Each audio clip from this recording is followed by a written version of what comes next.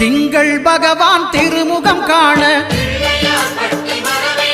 அங்கு கற்பக பெருமான் தொப்புள் குழியில்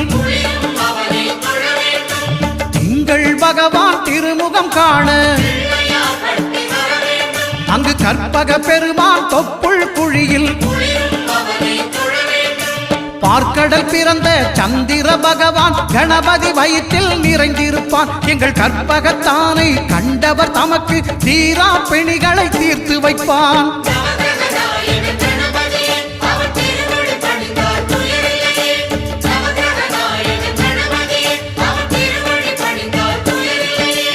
ஒன்பது கோளும் ஒன்றாய் காண அங்கு கற்பகம் என்னும் கடவுளின் மெய்யில்